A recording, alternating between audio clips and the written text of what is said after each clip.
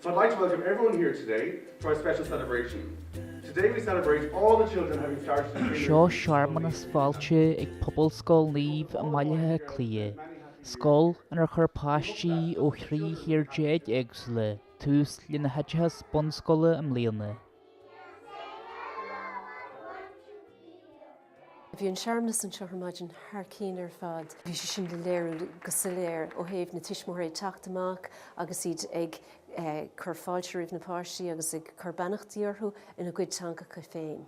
Tá áite gach éine sa sochaí na scoilne seo.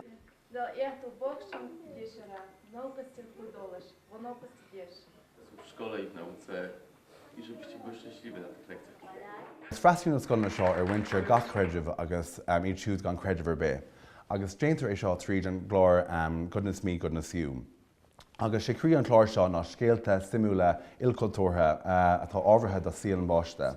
Ag deir gach seachtain tugtar agchomara den ceach sin den na tuismóirí. Agus tá sé de gúgus an sin ag na tuismóirí chun an scéalta agus chuilead a rinne mar rit na seachtainna a bhíú agus a phlé ina ggóhéics féin sa mála. Cé go bhfuil an méid sin daoine ó tíre eile agus an méid sin teangaithe teachta scoil seo chuile lá agus té na glóir léir bháile agus leironn siad teanga eile sa mála agus bhí sé Harbh táhachtach dúine sa scoil seo chun é sin na heileire. Each of those children, one of them to be the powerful man in this country. It was exactly what we wanted. It was a new school. Everybody was very enthusiastic about it, so we felt this was a good environment for the children to learn. Very encouraging, and the diversity of the different beliefs and traditions was also a bonus as well. It makes it exciting and interesting for the children.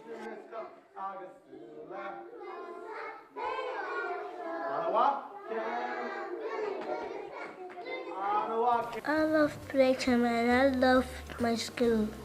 Everything is painting. Scoil í seo a dáas an san álaintas a dag forbarí an tíidir chéaltí in na nné. Tógadh an airgnamh seo ar dús mar golfing village agus margheallar an cúlach na míochta so níor tharla sé sin. So tar éis sé sin bhí sé chuna bheith in cinlín ollscoil le haghaidh daoine ón Saudi Arabia, ollscoil béarla. Ach a rís níor tharla sé sin ag an deireadh, so bhí sé just bhí an fergan na fácha ar feadh dhá bhliain an sin gan rudidir bheith is trigán.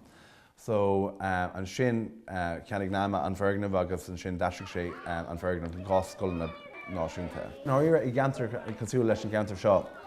Tá sé de gús ag an scoil an pobl sin a crothú, mar tá sé go léirigh teacht ó gachúnaigh an domhan agus tá spirid anmha crutha ghain sa scoil, tá na tuismóirí Harbh tuiscinach. Seo an príomhrud tá acu agus iad teachtain seo gach maidin agus gach tróna chun na páistí a bhú.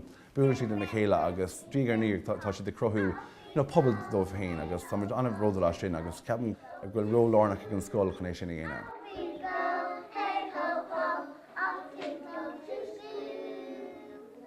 Very good.